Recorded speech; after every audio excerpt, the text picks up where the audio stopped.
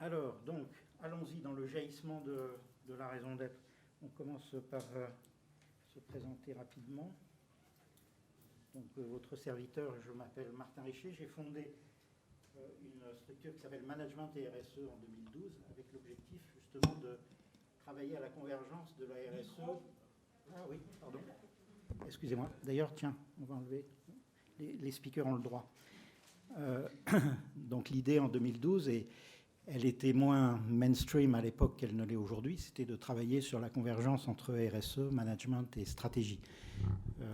Et alors avec moi, et je remercie d'ailleurs des enjeux et des hommes de m'accueillir dans ce séminaire. Sylvie Calais qui dirige le pôle raison d'être des enjeux et des hommes. Tu dirais peut-être un mot sur des enjeux et des hommes? Alors, très fort. Des enjeux et des hommes, c'est un cabinet qui est acteur de la transition au niveau 360, avec une activité à la fois de conseil, mais aussi de formation sur les sujets que sont stratégie RSE, bien sûr, dialogue parties prenantes, raison d'être. On est bien sûr Bicorp, on a notre raison d'être, on est en train de mettre en place un protocole un peu innovant pour devenir société à mission en changeant un petit peu la règle du jeu. Et voilà, ce cabinet existe depuis 2002-2003. Et on est aujourd'hui une quarantaine de personnes basées pour moitié à Paris et pour moitié dans le Gers, à côté de Toulouse, à l'île Jourdain, puisqu'on a été racheté en 2020 par le groupe EcoCert, qui est le leader mondial de la certification bio. Et donc, on a un ancrage encore plus affirmé dans l'impact et dans l'action, puisqu'on a même un ancrage dans les filières et toute l'économie circulaire. Voilà, et on a fait un partenariat stratégique entre nos deux structures en 2017 pour travailler ensemble sur tous les sujets raison d'être et société à mission. Donc, on a fait beaucoup de recherche et développement. Vous avez peut-être lu pour certains nos publications ou assisté à l'un de nos webinars. On a vraiment défriché, on a fait partie des premiers à intervenir sur le sujet et on a accompagné du coup ensemble, on en a je crois 35 maintenant, 35 entreprises sur ce chemin d'expression de la raison d'être et éventuellement de transformation en société à mission. Alors des entreprises de toute nature et de toute taille, ça va de très grandes structures comme le groupe La Poste par exemple ou les ESH qui est le principal réseau dans le logement social ou bien Aéroport de Paris. Et ça va jusqu'à des structures beaucoup plus modestes comme nutrition et santé, des start-up, des cabinets de conseil, etc. Voilà. Et parmi les entreprises qu'on a accompagnées avec bonheur, Maison du Monde, qui est représentée ici par son directeur RSE, Rémi-Pierre Laprand. Peut-être quelques mots, Rémi-Pierre? Oui, bonjour tout le monde. Nous, effectivement, Maison du Monde, donc nous, on est distributeurs de mobilier et d'ameublement. Et on a travaillé avec des enjeux et des hommes sur l'expression de notre raison d'être. On est sur la finalisation du chemin parce que notre raison d'être sera communiquée en interne la semaine prochaine. Donc, vous n'aurez pas encore tous les éléments. On en garde pour nos salariés en primeur, mais je pourrais vous expliquer un peu comment on a travaillé sur la méthode pour engager l'ensemble des parties prenantes dans cette démarche. Merci. Voilà, donc le sujet du jour, c'est la raison d'être. On ne va pas revenir sur les fondamentaux de la raison d'être. On a supposé que c'est acquis, mais on va surtout se concentrer sur en quoi c'est une source d'engagement. Et d'ailleurs, je ne sais plus, Sylvie, qu'est-ce qui nous a amené à choisir ce sujet? Tu en sais plus que moi là, sur la question. Je vais vous donner quelques billes.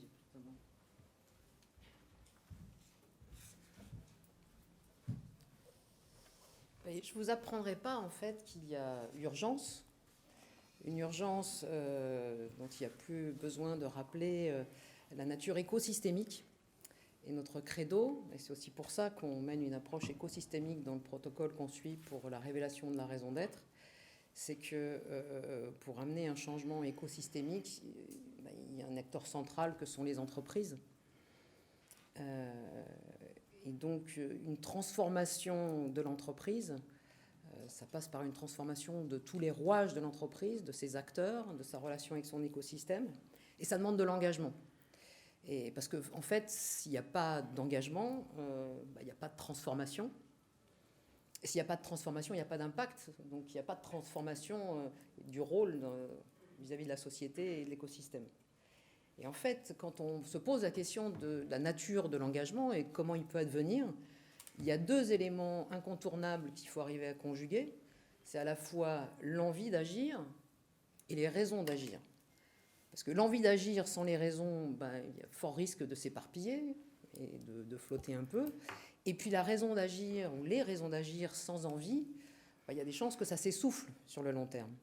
Et c'est vrai que le propos qu'on souhaite porter aujourd'hui, c'est que la raison d'être, elle vient galvaniser à la fois l'envie d'agir et les raisons d'agir. Et c'est pour ça qu'on va vous présenter une présentation en 2 parties avec une conclusion. La première qui vise à établir en quoi la raison d'être, c'est une source d'engagement dans le projet de l'entreprise, donc de la création d'envie commune. Pourquoi, dans un deuxième temps, la raison d'être, c'est une source des engagements de l'entreprise, des engagements qu'elle prend vis-à-vis de la société. Donc ça donne des raisons très concrètes d'agir. Et pourquoi, au final, la raison d'être, c'est l'engagement. Quand une entreprise s'engage dans une démarche de raison d'être, c'est un engagement à devenir une entreprise contributive. Donc, ah oui, non, s'il y a un truc important, là, il faut que je revienne en arrière, si j'y arrive, avant de vous présenter ça. Voilà. Notre credo, c'est qu'une démarche de raison d'être, elle s'incarne via un processus de co-construction. Co-construction, ça veut dire quoi? Ça veut dire qu'on intervient avec différents acteurs qu'on va mobiliser pour décrocher ensemble cette étoile, ce Graal de la raison d'être, cette étoile polaire. On dit souvent que la raison d'être, c'est une étoile polaire. Et ça passe par un processus d'alignement, à la fois entre les collaborateurs d'une entreprise et le comité de direction, puisqu'en fait, on a un protocole qui vise à capter, à travailler avec les collaborateurs pour faire émerger ce qu'ils lisent, eux, de la singularité de leur entreprise et des hypothèses de raison d'être qu'elle pourrait incarner. Donc il y a un dialogue qui s'engage entre les collaborateurs et puis la direction. Il s'engage aussi avec les parties prenantes externes, puisqu'on parle bien de raison d'être au sein d'un écosystème. Et là encore, ça crée un dialogue, je dirais, assez nouveau du comité de direction avec les parties prenantes externes. Il y a souvent beaucoup de rapports d'étonnement de ce que l'externe, que ce soit les clients, les fournisseurs, les ONG peuvent dire sur une entreprise. Ça permet aussi de créer des ponts avec le conseil d'administration, le board, les actionnaires, sur autre chose que la rentabilité à court terme, mais vraiment à quel projet les actionnaires participent en finançant, en venant abonder au financement d'une entreprise. Et puis, via les assemblées générales, puisque les entreprises qui choisissent de mettre la raison d'être dans les statuts passent cette raison d'être en AG, a fortiori s'il s'agit de s'engager plus loin vers la qualité de société à mission, y compris les objectifs statutaires qui vont être inscrits dans les statuts doivent être validés en AG. Et de plus en plus, on sait que les liens entre assemblées générales, notamment via le biais d'ONG, qui peuvent avoir des prises de posture assez activistes durant les assemblées générales, c'est aussi une source de dialogue avec la société citoyenne au sens général. Et c'est pour ça que la raison d'être, elle crée un cercle vertueux dans la capacité à créer du sens et de l'envie d'agir en commun. Donc on va illustrer ça un peu plus précisément, en commençant par les collaborateurs. Pourquoi la raison d'être elle est source d'engagement dans le projet d'entreprise? Parce que la raison d'être, elle travaille à aligner l'interne de l'entreprise sur le sens commun que l'entreprise poursuit. Donc sur le sens au travail, sur la capacité à dire, bah oui, moi je sais pourquoi je me lève le matin pour aller travailler chez X ou chez Y. D'un point de vue, je dirais, RH et même global du management de l'entreprise, le fait d'être aligné sur le sens de ce qu'on va faire, c'est extrêmement important, que ce soit dans une perspective de recrutement, et on sait l'enjeu de recrutement qu'il peut y avoir dans certains groupes auprès de nouveaux entrants, d'étudiants qui ont décidé qu'ils ne voulaient plus mettre leur énergie au service de n'importe quelle cause. Ça a un aspect décisif sur la mobilisation des collaborateurs, donc la capacité à faire ensemble, justement. Et puis, c'est un autre aspect extrêmement important. À partir du moment où il y a un sens commun, le sens à la fois de je me reconnais dans ce que je fais, et puis j'ai une vision de là où le collectif auquel j'appartiens veut aller, c'est l'autonomisation et la prise d'initiative qui est particulièrement important en période de crise. Ça donne beaucoup d'agilité. Ça permet à tous les capteurs que sont l'ensemble des collaborateurs de l'entreprise être une source d'intelligence collective pour l'entreprise. Et puis tout ça, bien sûr, parce que sans collaborateurs, a fortiori motivés, il n'y a pas de pérennité du projet d'entreprise. Donc je laisserai par la suite Rémi Pierre commenter sur nous les outils qu'on peut mettre en place pour justement assurer que les collaborateurs soient partie prenante intégrale de ce processus de révélation de la raison d'être. On a différents outils pour ça. Et puis l'enjeu, effectivement, d'inscription dans les pratiques métiers. Deuxième acteur incontournable à engager, et qui est engagé de facto par notre approche au niveau de la raison d'être, c'est bien sûr le COMEX. Dont on s'aperçoit dans certaines missions, c'est que parfois, quand une démarche de raison d'être est entamée, tous les membres du COMEX ne sont pas exactement alignés sur une même compréhension de ce qu'est la raison d'être. Martin évoquait en introduction, brand purpose, company purpose, mission statement. Il y a un peu de travail de défrichage déjà pour s'aligner sur la définition de ce qu'on recherche, sinon il y a peu de chances d'y arriver. Et puis un alignement donc sur à la fois le sens de ce qu'on recherche, c'est-à-dire au niveau de la terminologie, et puis sur l'ambition qu'on veut atteindre, c'est-à-dire l'ampleur de la transformation que les membres du COMEX collectivement sont prêts à mettre en œuvre. Et ça, peut-être Rémi Pierre reviendra aussi sur ce sujet-là tout à l'heure.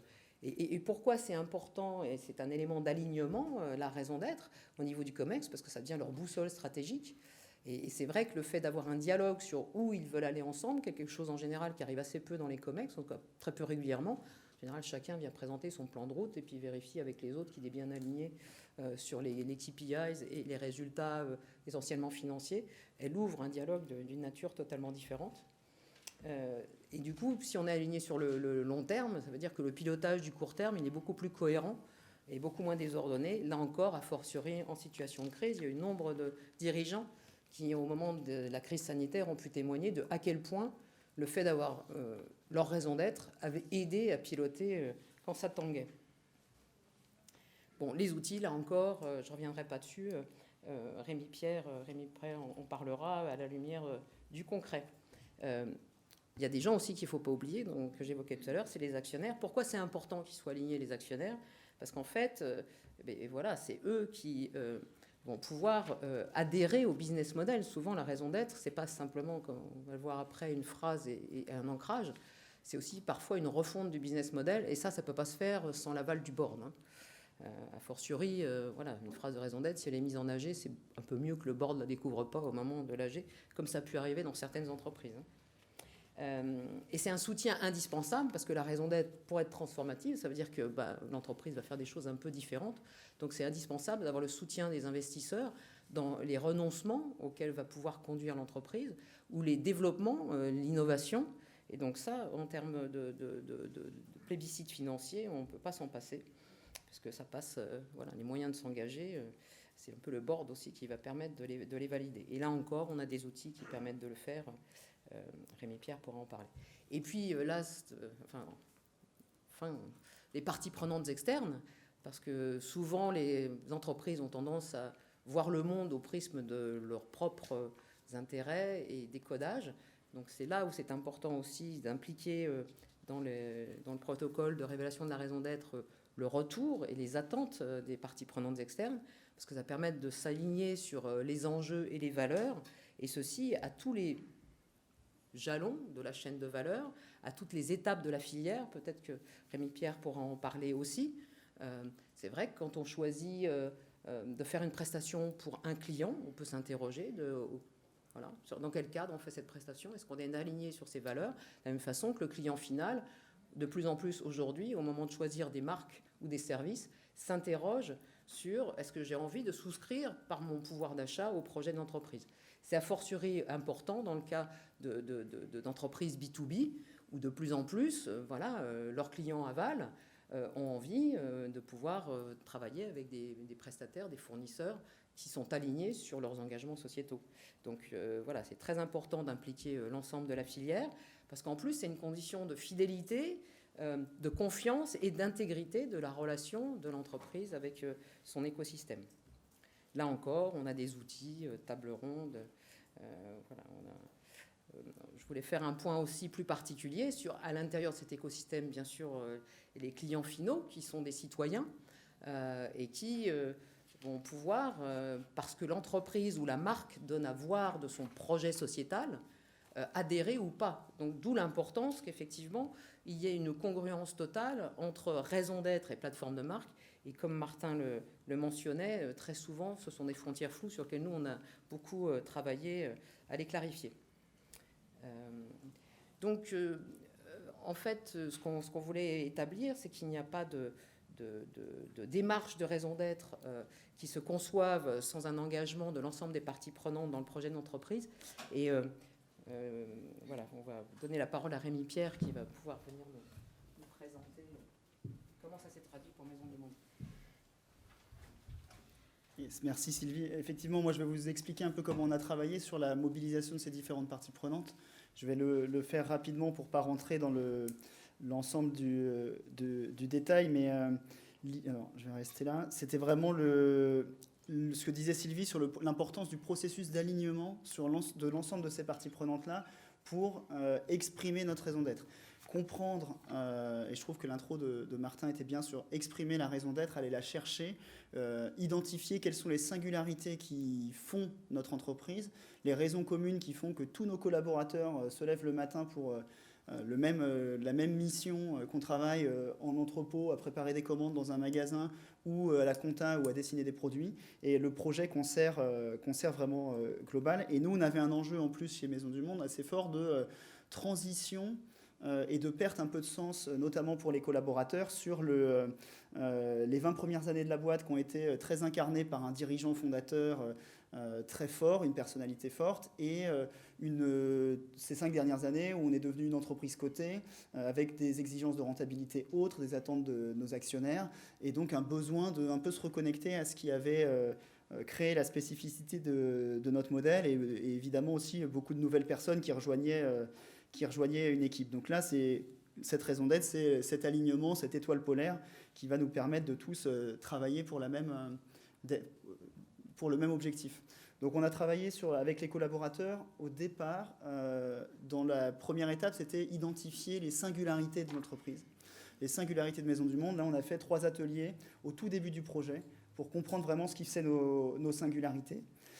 Et ensuite, on l'a fait aussi de la même manière après avec le COMEX et les autres parties prenantes, projeté dans un exercice de visionning pour vraiment comprendre ces singularités, quelles étaient-elles en 96 quand on a monté la boîte il y a 25 ans, et qu'est-ce qu'on veut porter comme contribution demain face à des enjeux sociétaux, environnementaux qui se font de plus en plus forts. Donc on a fait cet exercice de visionning avec certains services, ce qui nous a permis de définir des univers de contribution, on a appelé ça, qui sont en fait les ingrédients de notre raison d'être, qui sont chez nous la déco plus responsable, permettre à chacun d'exprimer sa créativité, la valorisation des savoir-faire. On avait défini 6 univers comme ça, et on a embarqué l'ensemble des collaborateurs d'abord dans la définition de ces univers, puis dans une enquête plus large qui nous a permis de doser aussi ces différents ingrédients dans l'expression finale de la raison d'être. Est-ce qu'on veut porter plus la durabilité? Est-ce qu'on veut porter plus les savoir-faire,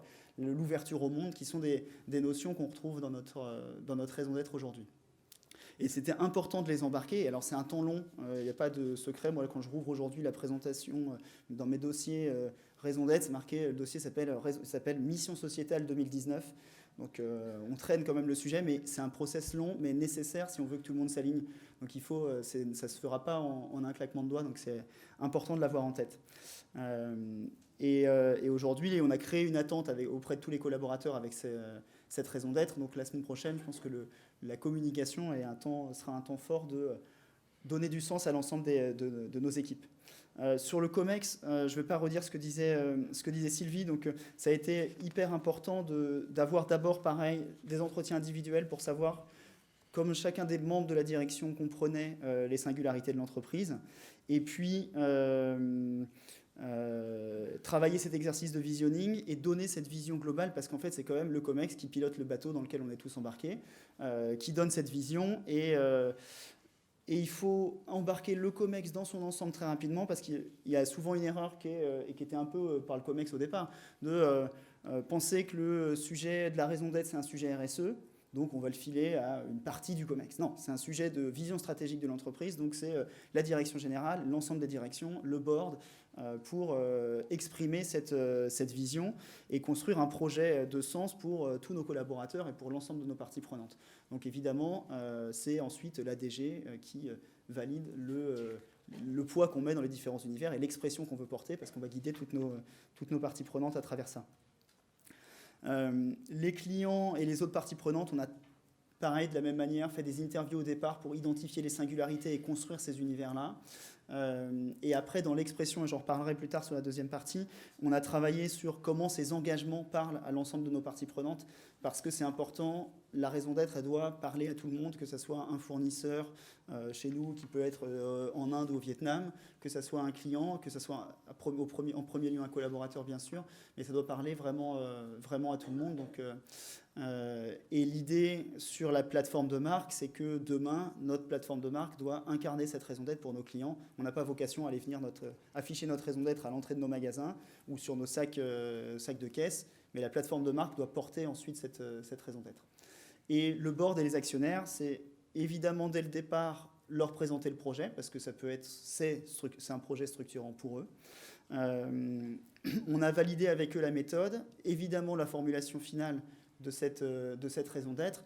Et là, on est dans la phase de OK, what's next en termes de gouvernance de cette raison d'être, parce que s'il n'y a pas une gouvernance de la raison d'être par le board, ça n'a pas de sens, parce que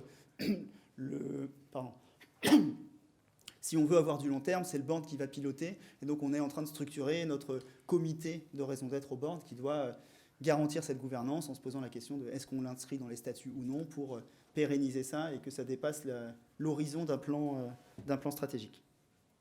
Je laisse Sylvie enchaîner. Monsieur Martin.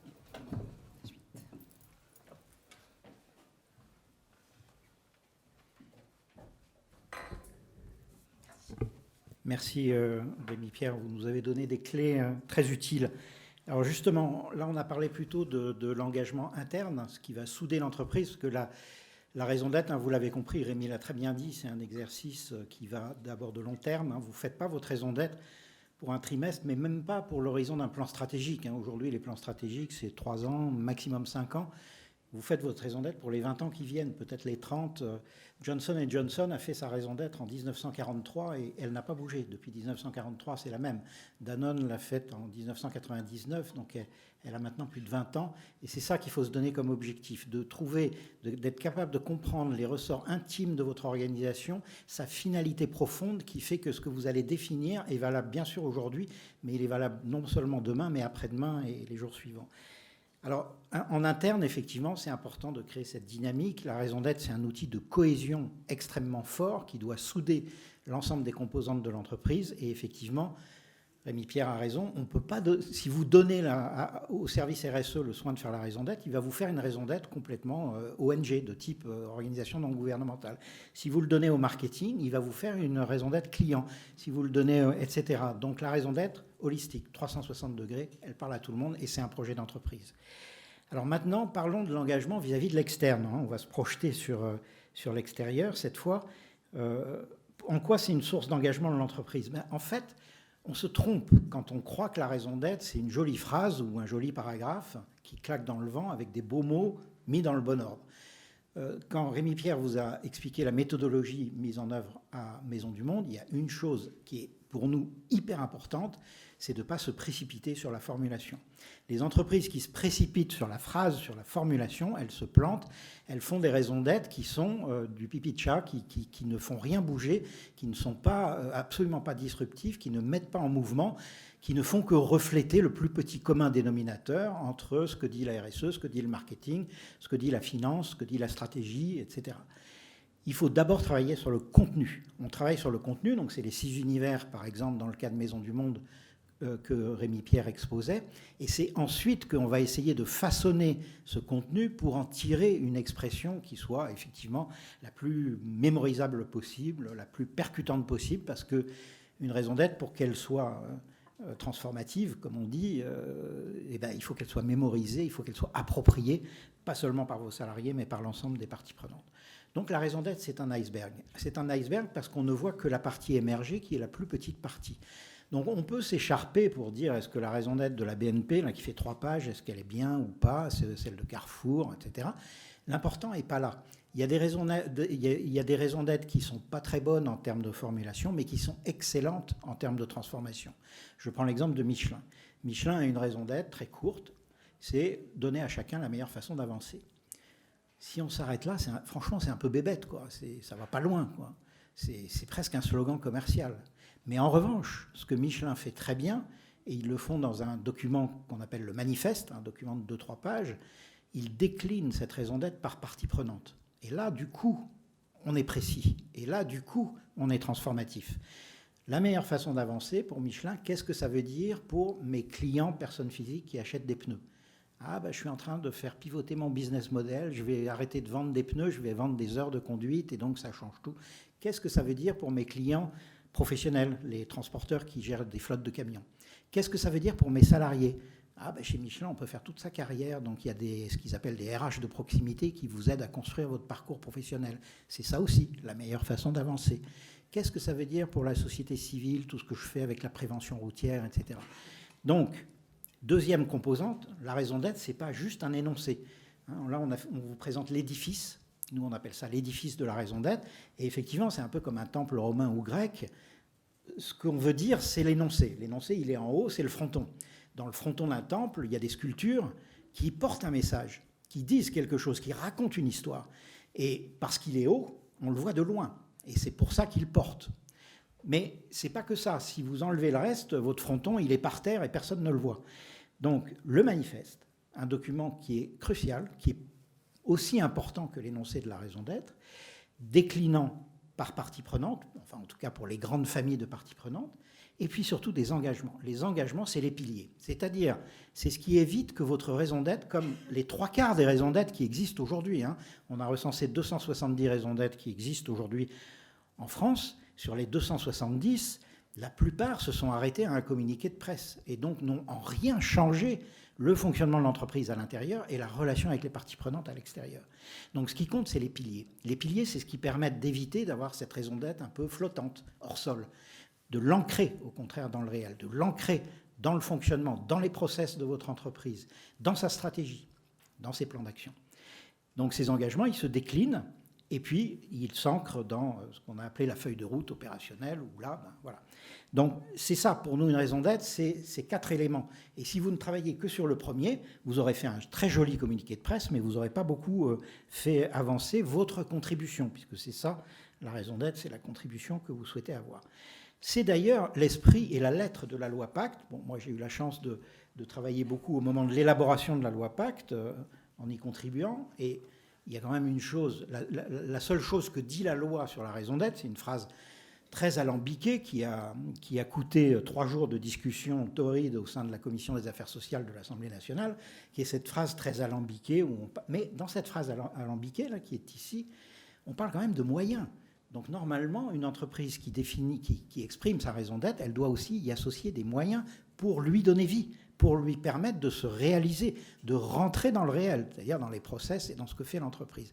Or, il y a beaucoup d'entreprises qui ont oublié ça. Par exemple, je vous donne un exemple concret. À ma connaissance, il n'y a que 2 entreprises en France aujourd'hui qui sont capables de donner le budget de leur raison d'être sur 5 ans ou sur 10 ans. Il y en a peut-être 3, Veolia, Danone et Maïf. Donc, si on n'a pas prévu un certain nombre de moyens pour donner vie à sa raison d'être, là encore, on n'a pas les meilleurs atouts pour que la raison d'être soit transformative.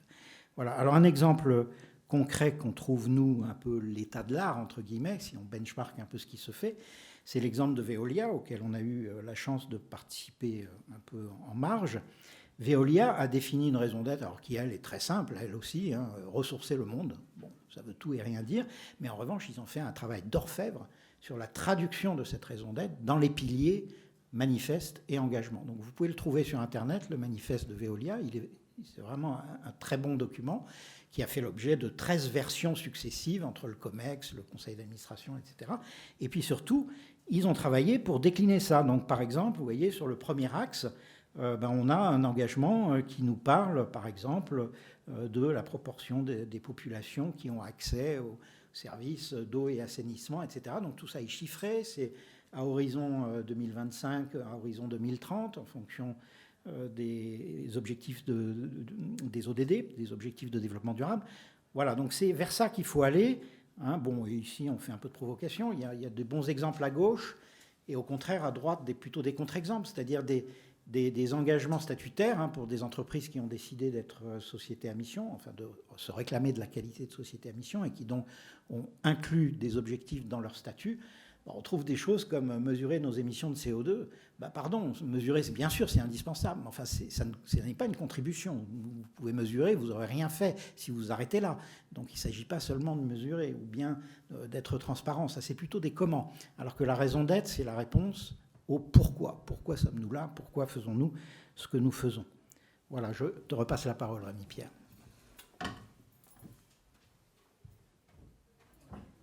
Très rapidement pour laisser du temps ensuite pour les questions. Sur nous, le choix qu'on a fait aussi sur ces engagements, et là c'est une phase de travail qui est vraiment en cours chez nous, c'est de travailler effectivement par partie prenante pour décliner ce que la raison d'être veut dire. Et là on a vraiment beaucoup travaillé avec le COMEX en les interrogeant directement sur qu'est-ce que concrètement la raison d'être elle veut dire pour le client, pour nos équipes, pour nos partenaires, nos fournisseurs, la planète et la société, et pour nos actionnaires, pour être capable de l'exprimer dans des engagements très concrets, dans des actions pour chacune de ces parties prenantes-là.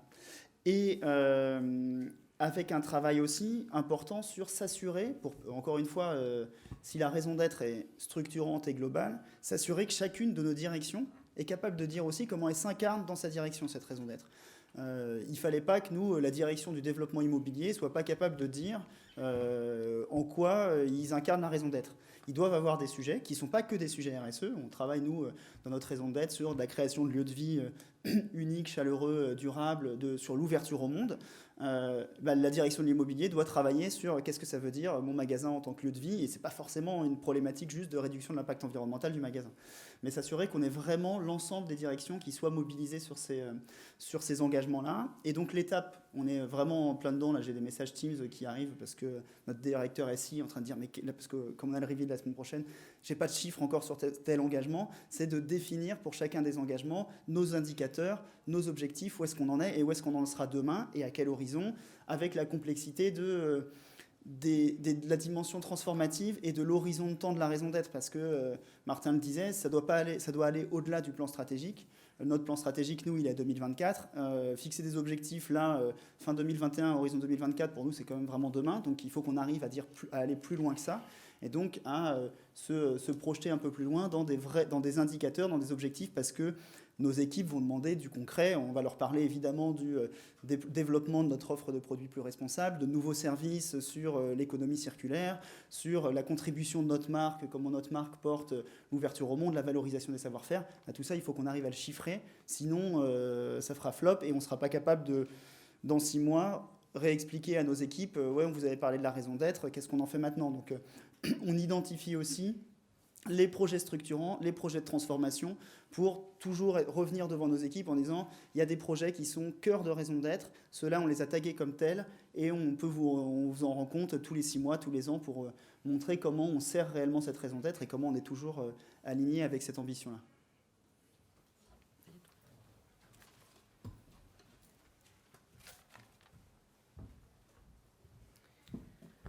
La conclusion. Voilà, donc engagement en interne, engagement en externe, et donc finalement la conclusion, elle est tout simplement de relever une convergence qui n'est pas fortuite, hein, c'est ce que j'appelle la convergence, la convergence des urgences, hein, urgence écologique, urgence sociale, urgence démocratique, etc., qui fait que la notion d'impact devient clé dans les politiques des entreprises et deviennent le fil rouge de leur stratégie, d'où le succès de la notion de raison d'être ou de société à mission, qui justement permettent d'aligner une organisation un peu complexe autour de ce fil rouge.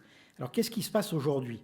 Je prends les États-Unis. Aux États-Unis, j'y reviens pas parce que je l'ai mentionné en introduction, vous avez une montée en puissance des statuts d'entreprise du type Flexible Corporate Purpose, qui permettent aux entreprises justement de viser à la fois un objectif économique et financier et des impacts positifs sociaux, sociétaux environnementaux. La grande mode aux États-Unis, ce qui fait parler les stratèges, les bouquins de management qui sortent, c'est ce qu'ils appellent là-bas le NPI. NPI, Net Positive Impact. C'est devenu l'obsession des entreprises, comment montrer et comment s'organiser pour parvenir à avoir un impact net positif. Donc compenser, plus que compenser ces impacts négatifs, par des impacts positifs. Si on regarde ce qui se passe actuellement, cette fois-ci, dans l'Union européenne, alors vous avez tous entendu parler du Green Deal, le pacte vert, c'est une initiative comme il n'y en a jamais eu dans la vie de la Commission européenne et dans la vie d'ailleurs des institutions de l'Union européenne. Au global, ça va impacter 54 lois européennes, règlements, directives et autres. 54, on n'avait jamais vu ça.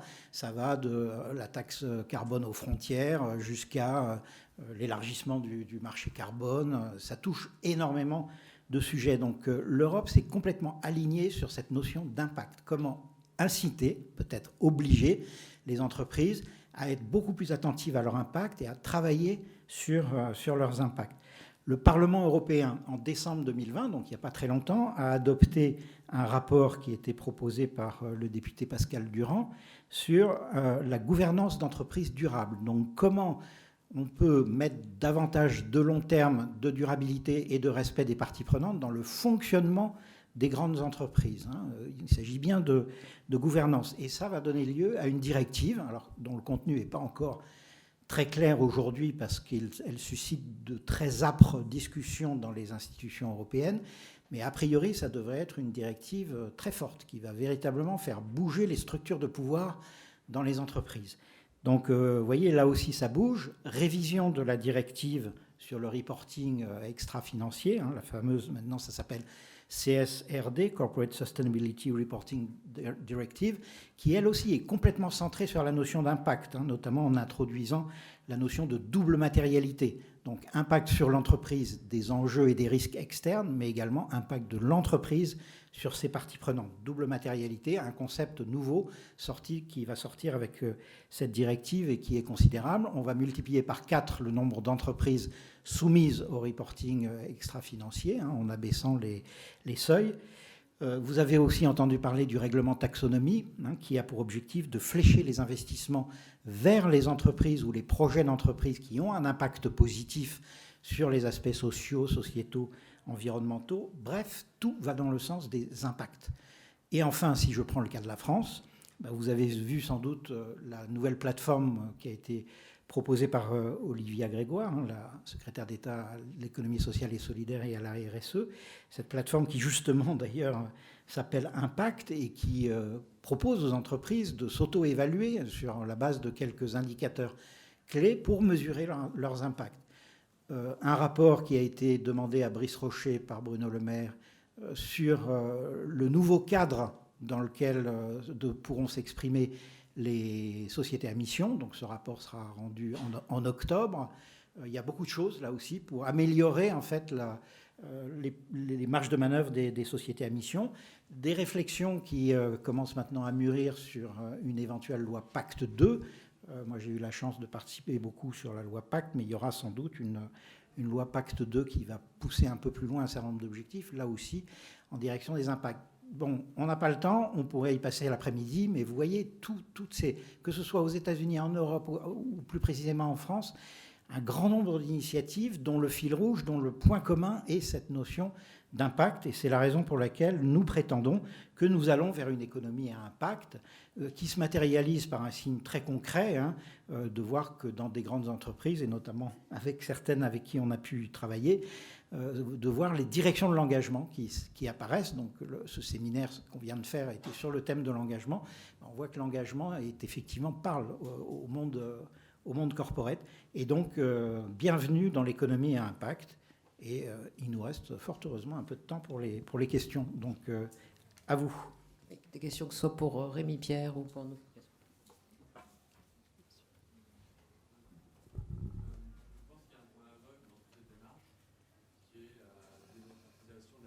Entreprise. Et donc j'ai l'impression que tout ce dispositif-là, c'est un peu un palliatif, une illusion pour prétendre guérir les quelques mots du libéralisme, qui est la dilution des liens, l'impermanence des liens et la baisse du politique. Or, la politique, dans une démocratie, on vit dans un monde démocratique, et l'entreprise n'est pas encore démocratique. Donc, voilà, c'est simplement une réflexion. Si je peux me permettre, justement, toucher un point sensible, qui est que la démarche de raison d'être, justement, quand elle est conduite dans cette approche de co-construction, elle est transformative en tant que telle. Parce que cette individualisation et cette perte de sens, la raison d'être la recrée. Parce qu'en faisant, je dirais, dans la démarche de raison d'être, le but est presque aussi important que le chemin qu'on suit pour y arriver. Et c'est vrai que dans de nombreuses entreprises, vous avez raison, il y a un état de désolidarisation par rapport au projet d'entreprise. Et la démarche en tant que telle vient regalvaniser, vient recréer de la confiance. Et c'est là où c'est important justement qu'elle soit suivie d'engagement. Parce qu'il n'y a rien de pire que d'entamer, ça a pu nous arriver, hein. On ne dira pas les noms, mais que d'entamer une démarche de co-construction avec notamment les collaborateurs qui tout d'un coup n'est pas du tout reflétée dans son résultat, dans ce que va décider le COMEX sous diverses raisons, notamment le fait que souvent les services juridiques, quand on doit mettre la raison d'être dans les statuts ou les objectifs, voilà, ils jouent leur rôle un peu incohérent par rapport aux propos, qui est de limiter les risques, donc de limiter l'engagement de ce qu'on va mettre dans les statuts. Le rôle politique de l'entreprise, c'est-à-dire qu'en fait, dans la gouvernance elle-même de l'entreprise, est-ce qu'on accepte au COMEX, etc., de mettre des représentants voilà. Ça bouge, notamment par ces consultations qui ont été entamées.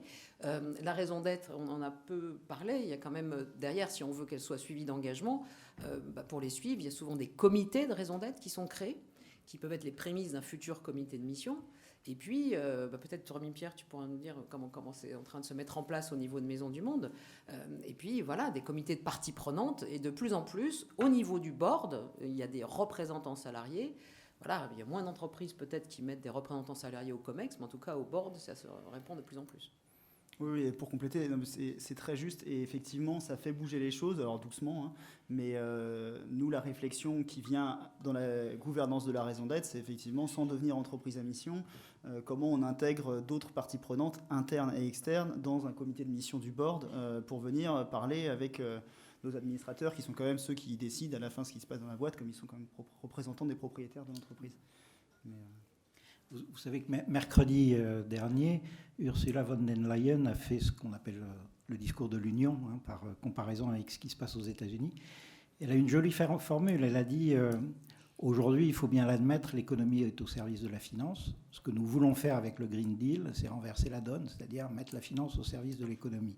Bon, c'est un peu comme ça que je lis votre question, c'est-à-dire est-ce que la finance va rester une structure tellement puissante et tellement forte qu'elle impose ses vues, ou bien est-ce que la volonté d'avoir des impacts positifs ou de réduire des impacts négatifs, même si ça coûte, peut l'emporter ? Je ne crois pas que la raison d'être et la société à mission puissent être vues comme, pour reprendre un peu vos termes, une sorte de cautère sur une jambe de bois. C'est-à-dire, voilà, on a un océan de désolation et puis on fait un petit couloir humanitaire pour quelques entreprises. Non, l'idée, c'est vraiment de donner aux entreprises qui veulent s'investir dans cette voie, c'est-à-dire qui veulent devenir net positive impact, qui veulent travailler sur leurs impacts, un cadre d'action qui permet de le faire plus facilement.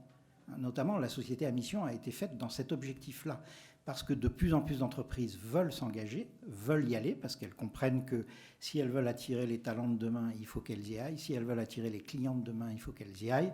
Et y compris les investisseurs ont basculé maintenant. C'est eux, maintenant, c'est les investisseurs qui demandent des données ESG, qui demandent l'intégration de la stratégie RSE dans la stratégie de l'entreprise, etc. C'était inimaginable il y a encore quelques années.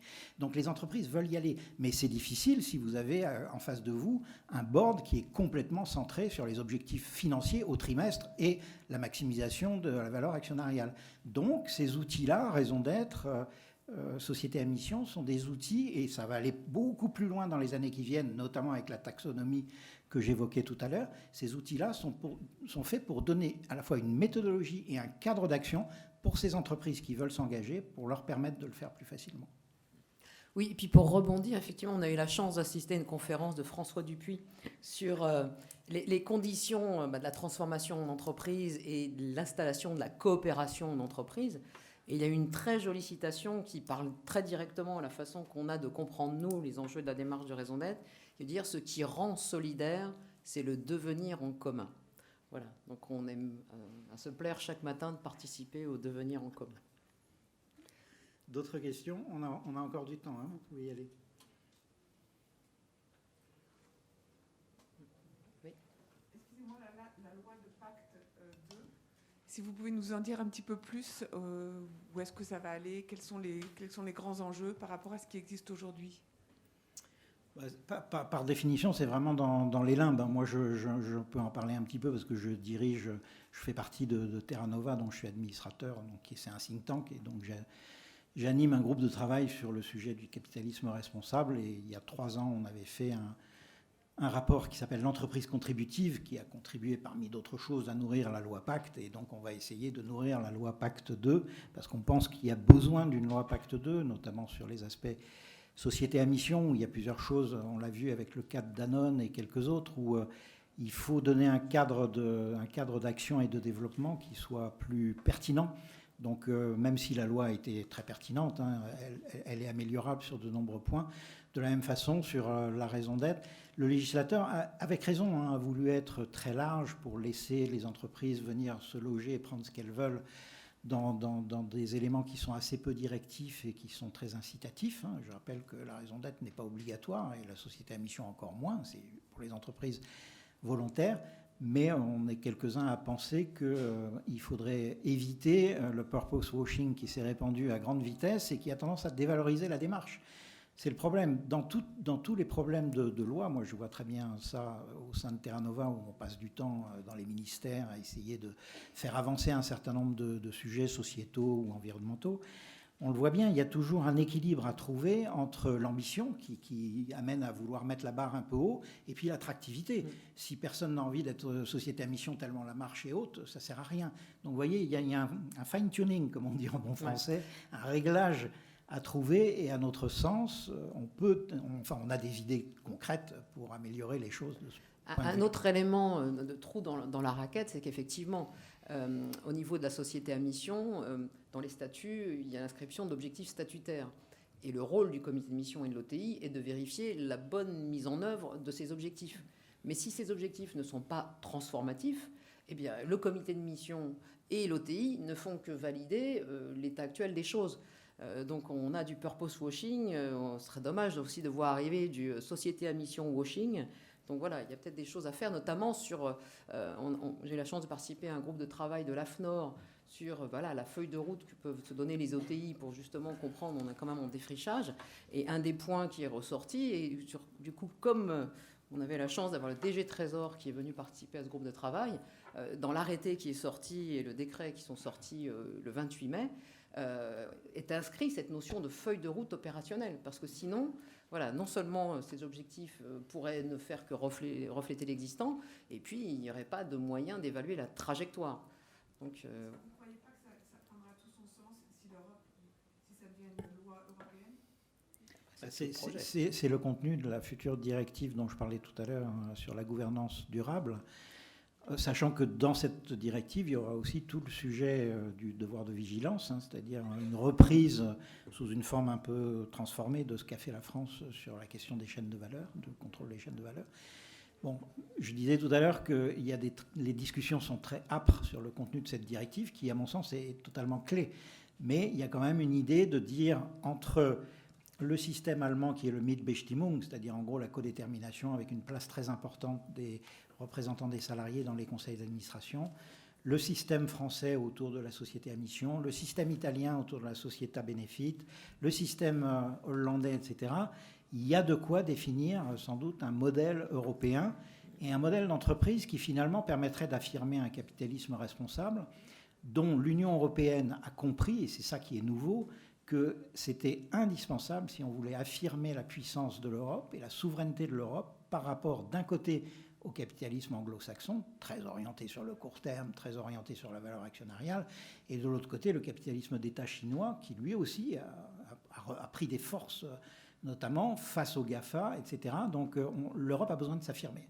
Et donc effectivement, moi je fais partie de ceux qui poussent avec mes quelques moyens pour une directive ambitieuse là-dessus, qui permette de retrouver du long terme, qui permette de retrouver du dialogue avec les parties prenantes, sans être complètement focalisé sur les actionnaires, sans les négliger non plus, mais qui permettrait d'ouvrir la gouvernance et de l'orienter, de l'inscrire davantage sur le long terme. Puis il ne faut pas minimiser ce que va vouloir faire Emmanuel Macron, qui va prendre la tête de l'Europe pour les 6 prochains mois avant les élections. Janvier à juin. Voilà, de janvier à juin, et de son propos qui va sûrement être de faire rayonner tout ce qui percole en France au niveau européen. Donc on a de bons espoirs. Pourquoi la raison d'être de Johnson & Johnson, qui date de 1943, comme vous l'avez rappelé, est toujours d'actualité, fonctionne toujours? Je pense qu'elle fonctionne toujours parce qu'ils ont eu l'intelligence de l'appeler non pas corporate purpose, mais ils l'appellent le credo. Donc il y a presque une dimension religieuse.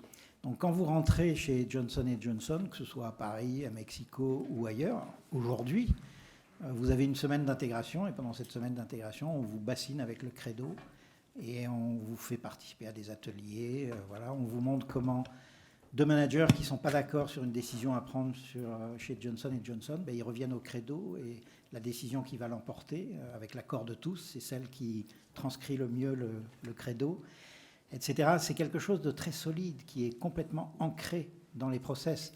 3 fois par an, chez Johnson & Johnson, le conseil d'administration d'un côté et le COMEX de l'autre font le point sur la mise en œuvre du credo dans les différents projets d'entreprise.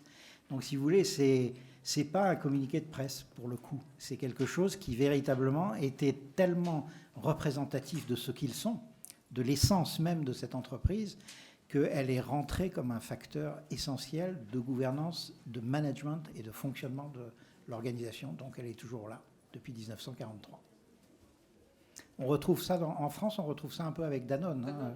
Apporter à tous la santé par l'alimentation, ça date de 1999, ça a accompagné donc un certain nombre de plans stratégiques, et y compris des revirements stratégiques. Hein. C'est parce qu'ils avaient dit ça qu'ils ont revendu leur activité alcool. Cronenbourg, c'était Danone, hein, il y a 15 ans. Ils ont revendu l'activité biscuits, et avec cet argent, ils ont acheté un certain nombre de boîtes américaines qui étaient très en avance sur les aspects nutrition et santé, et qui leur a permis de gagner du temps. Donc là, la raison d'être est un vrai gouvernail. Pour le coup, pour reprendre les métaphores du rapport Nota-Sénard, c'est vraiment l'étoile polaire, le phare qui brille dans la nuit, et la boussole qui nous permet de nous orienter. Merci à vous.